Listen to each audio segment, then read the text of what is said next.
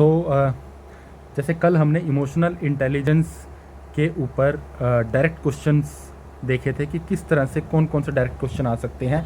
आज हम थोड़े देखेंगे कि किस तरह से कोट बेस्ड क्वेश्चन जो है ना वो इमोशनल इंटेलिजेंस का कॉन्सेप्ट यूज़ करके सॉल्व किया जाएगा। ठीक है, जनरली हर साल एक क्वेश्चन आता है कोट बेस्ड जो इमोशनल इंटेलिजेंस के क्वेश्चन से डायरेक्ट लिंक होता है। ठीक है, जैसे इस साल आया था यूपीएससी 2023 के अंदर कि do not hate anybody because the hatred that comes from you must in the long run come back to you. ये कह रहा है कि भाई अगर आप किसी को हेट मत करो, और अगर आप किसी को हेट करोगे ना तो वो लॉन्ग रन में आपके पास ही वापस आएगा। पर अगर आप किसी को प्यार करोगे, if you love then the love come back to you completing the circle. Circle को कंप्लीट करते हुए लव आपके पास वापस आ जाएगा।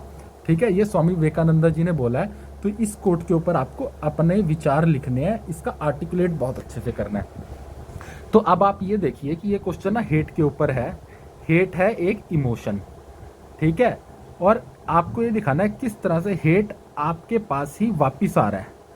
तो आप ये मान के चलो कि अब आपको वापिस आ रहा है आपके पास हेट, तो आपको एक प्रोसेस ही दिखानी है कि मान लो एक हेट है, ये एक नेगेटिव इमोशन है, ये किस तरह से आपके डिसीजन मेकिंग को प्रभावित करेगा, किस तरह से उसको नेगेटिव करेगा, इफेक्ट होगा। डिसीजन मेकिंग गलत होने से आप किस तरह से नेगेटिव डिसीजंस लेंगे, गलत डिसीजंस लेंगे, और किस तरह से इन गलत डिसीजंस का दूसरों के ऊपर और आपके ऊपर नेगेटिव इफेक्ट पड़ेगा, जो कि वापिस में आपको हेट्रेड ही देगा उनसे। तो आपका फ्लो इस तरह से बनेगा क्वेश्चन का, यानी कि हेट क्या है एज एन इमोशन, ठीक है, और उसके बाद हेट किस तरह से डिसीजन मेकिंग को इफेक्ट करता है, इससे किस तरह से आप नेगेटिव डिसीजन लेंगे, और वो किस तरह से अदर्स को और आपको इफेक्ट करेगा और वापसी में आपको हेट मिलेगी। तो ये फ्लो आपको रखना है। If you are making 3 passages तो क्वेश्चन का फ्लो इसमें होना चाहिए कि hated as an emotion, what is this, how it is influence the decision making, what are the negative impacts of the same, and how this negative effect will bring back the hate from the others and hate from you to yourself। ठीक है, तो ये आपको इस question के अंदर दिखाना है। तो चलो अब हम डिस्कस करते हैं कि मैंने इसको किस तरह से आर्टिकुलेट किया और इमोशनल इंटेलिजेंस का कॉन्सेप्ट मैंने इसमें किस तरह से यूज़ किया कोट बेस्ड क्वेश्चन के अंदर। तो जनरली 2 क्वेश्चन मैंने अब की बार लिए हैं कोट बेस्ड जो प्रीवियस ईयर्स हैं, तो आप देखिए किस तरह से होता है। तो मुझे ना एक लाइन याद आ रही थी इसके अंदर बड़ी बढ़िया कि darkness can not remove the darkness, only the light can do. ठीक है, ये बिल्कुल कंटेक्चुअल लाइन है कि डार्कनेस को रिमूव नहीं कर सकती, सिर्फ लाइट कर सकती है। Similarly the hate brings and perpetuates the hate. जो हेट है ना वो परपेचुएट ही करती है हेट को, तो मैंने कंटेक्चुअल लाइन इसमें ऐड कर दी। ठीक है, ये मुझे एट अ टाइम याद आ गई। अगर मुझे ये याद ना भी आती तो मैं डायरेक्ट सेकंड पैराग्राफ से अपना आंसर शुरू कर देता, कोई प्रॉब्लम नहीं थी। ठीक है, तो मेरी इंट्रो मैंने ये दे दी है, बट अगर मैं यहाँ से भी शुरू करता तो भी ये बढ़िया रहता, इसमें कोई प्रॉब्लम नहीं होनी थी। ठीक है, मैंने शुरू किया कि hate is a strong negative emotion that compromises the cognitive aspect of the individual and allow the domination of the affective aspect in the decision making. तो ये लग गया ईआई का कॉन्सेप्ट। मतलब क्या हुआ कि अगर हेट एक नेगेटिव इमोशन है ना, तो नेगेटिव इमोशन अगर आप हेट नेगेटिव इमोशन आएगा तो आपका क्या होगा कि आपके एटीट्यूड के अंदर, ठीक है, आपका कॉग्निटिव कंपोनेंट तो डिक्रीज हो जाएगा और आप अफेक्टिव कंपोनेंट के ऊपर डिसीजन ले लेंगे जो अल्टीमेटली नेगेटिव डिसीजन होगा। ठीक है, तो इमोशनल इंटेलिजेंस के कॉन्सेप्ट से लिंक करते हुए आपने दिखा दिया कि किस तरह से डिसीजन मेकिंग प्रोसेस हेट की वजह से नेगेटिव हो रही है, प्रभावित हो रही है। फिर आपने लिख दिया कि thus the individual action toward other compromises the fact and the rationality that is influenced by the immediate negative emotion that is the hatred to do harms to the others। तो फिर आप ये दिखाओगे इससे क्या होगा कि आप जब डिसीजन लगेंगे ना तो उससे फैक्ट और रैशनैलिटी कॉम्प्रोमाइज हो जाएगी। ठीक है, तो वो क्या करेगा, आपके दूसरों की तरफ एक्शन में हेट्रेड को लाएगा। देन उसके बाद आप ये लिखेंगे कि any action that brings negative result to any other person, ठीक है, which led to the ultimate negative attitude formation towards you. तो फिर आपको इस तरह से ये लिंक करेंगे कि अगर आपने हेट के अंदर एक्शन ले लिया, ठीक है, हेट में आपने एक्शन लिया, उस एक्शन से क्या हुआ कि लॉजिक्स आपने कॉम्प्रोमाइज़ किए और दूसरे का नेगेटिव किया, तो जब दूसरे का नेगेटिव होगा ना तो उसका एटीट्यूड भी आपकी तरफ नेगेटिव डेवलप हो जाएगा। ठीक है, आपने प्रोसेस दिखा दी कि किस तरह से इमोशनल इंटेलिजेंस लैक हुआ। ठीक है, और आपकी हेट्रेड की वजह से आपने इमोशंस के अंदर डिसीजन लिया, कॉग्निटिव कंपोनेंट को कॉम्प्रोमाइज़ कर दिया, और आपने लॉजिक्स को साइड पे रख के जो डिसीजन लिया उससे दूसरे का नेगेटिव हुआ। जब दूसरे का नेगेटिव हुआ ना तो उसका एटीट्यूड भी आपकी तरफ नेगेटिव डेवलप हो गया। ठीक है, तो उसके बाद आ जाएगा कि your action motivated by hate may be reciprocated in a similar action. तो if you will perform an hateful action towards the other, तो other will also be reciprocated by the similar action towards you. तो वो भी आपकी तरफ hate ही दिखाएगा। तो आपने ये जो क्वेश्चन था ना कि हेट किस तरह से हेट को ब्रिंग बैक करती है, तो ये सर्कल पूरा हो गया इसके अंदर कि किस तरह से आपने अपने इमोशनल इंटेलिजेंस को कॉम्प्रोमाइज़ किया, एक्शन लिया, उससे दूसरे का नेगेटिव हुआ, उसने आपके अगेंस्ट भी नेगेटिव एक्शन लिया। ठीक है, तो उसके बाद आ जाएगा कि मोर ओवर अब ये है कि आपने दूसरे से तो आपको हेट मिली, बट कुछ टाइम बाद आपको खुद से भी हेट मिलने लग जाएगी, क्योंकि आपकी जब आपका इमोशन शांत होगा ना हेट का, तो आपकी आत्मा ही आपको बोलने लग जाएगी कि भाई तूने क्या कर दिया, ये तो गलत किया तूने। तो उसको आप इस पैराग्राफ में लिखेंगे। कैसे लिखेंगे कि moreover as the emotional side of the individual calms, the realization of the negative consequences for the others and the self in the long term will lead to the conscience crisis. Thus a feeling of the guilt will generate towards oneself.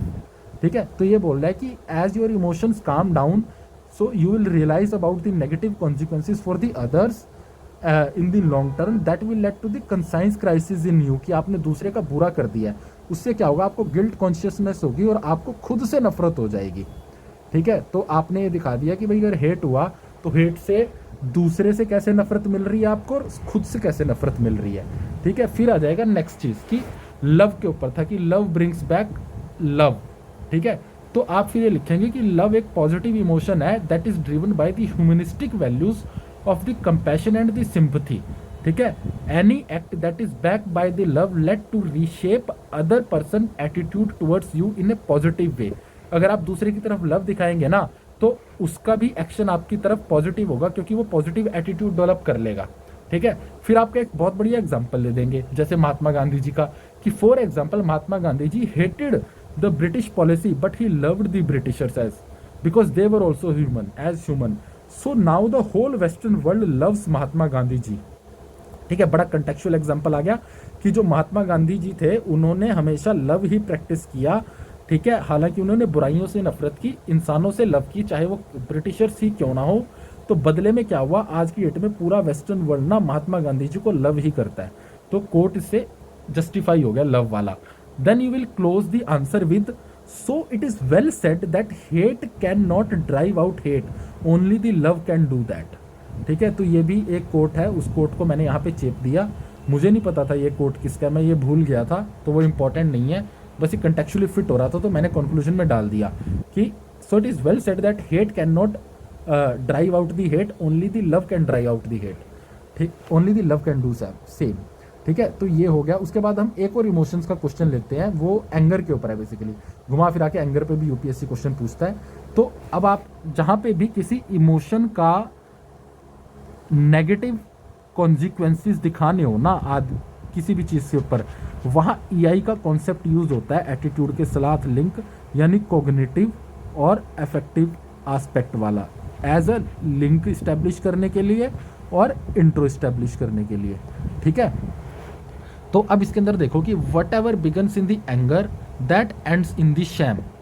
तो ये एक coat हो गया हमारा, भी इस coat के ऊपर हमें लिखना है। अब आप मतलब जनरली कोट बहुत मुश्किल हो जाते हैं लिखने, तो अब इसमें आप कैसे यूज़ करोगे, मैंने शुरू किया, this quote signifies the negative impact of the anger.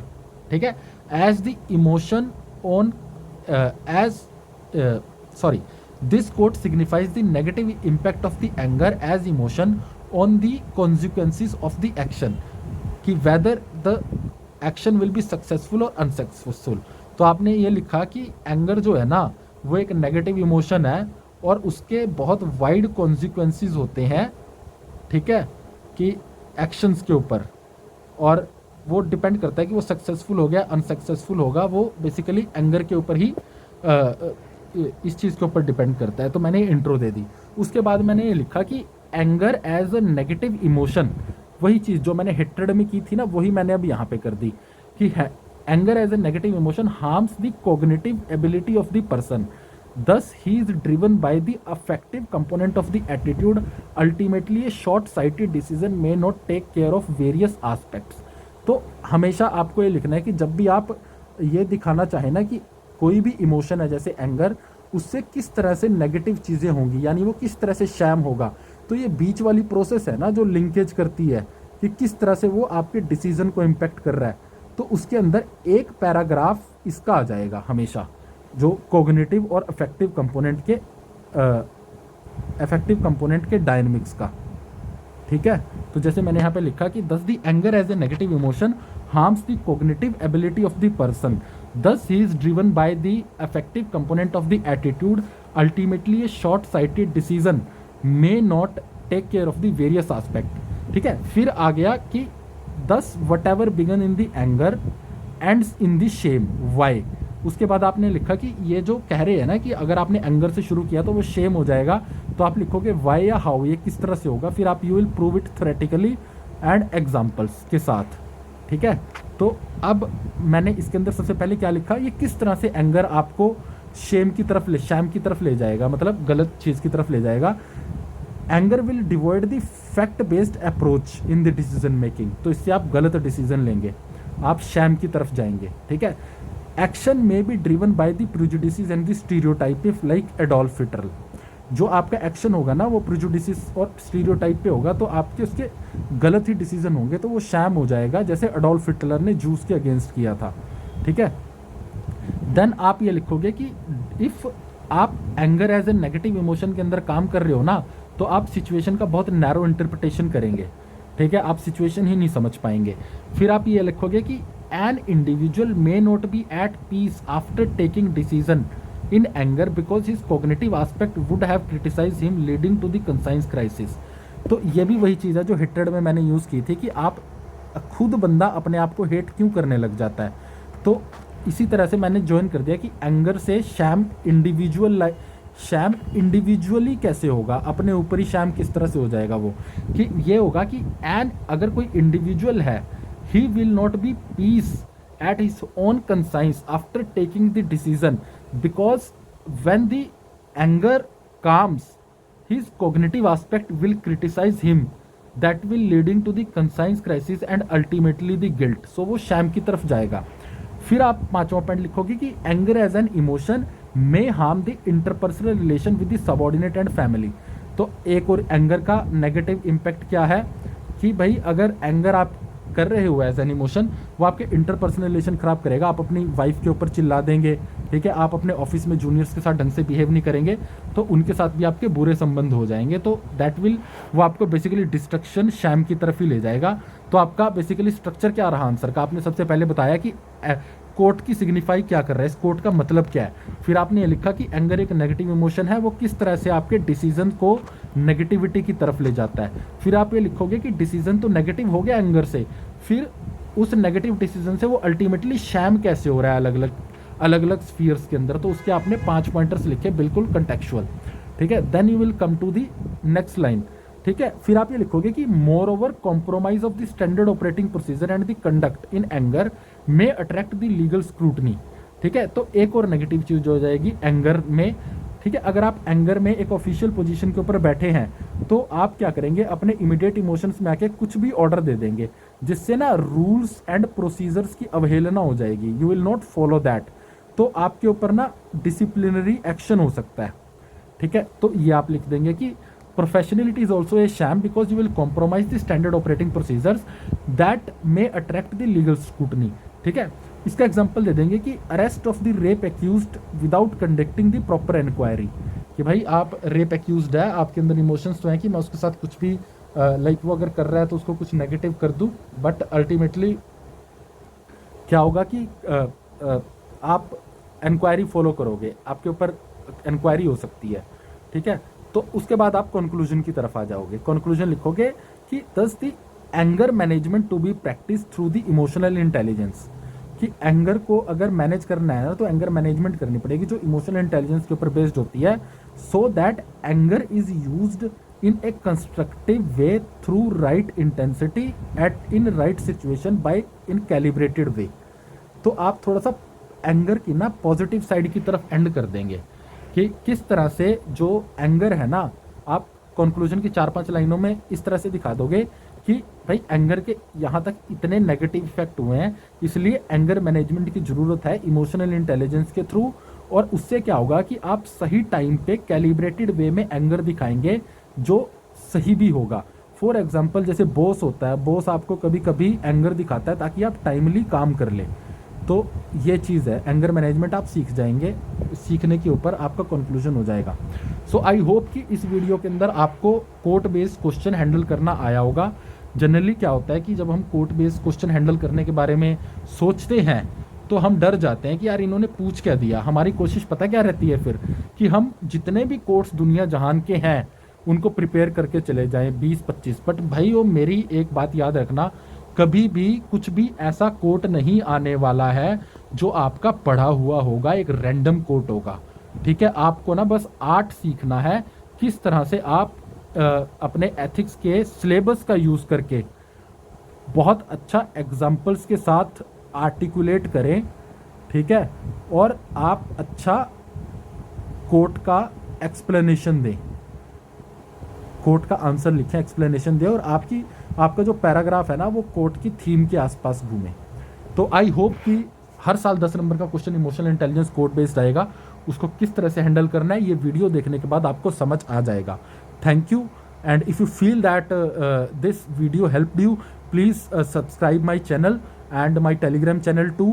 You will find the notes on the telegram, and share this channel as much as possible with your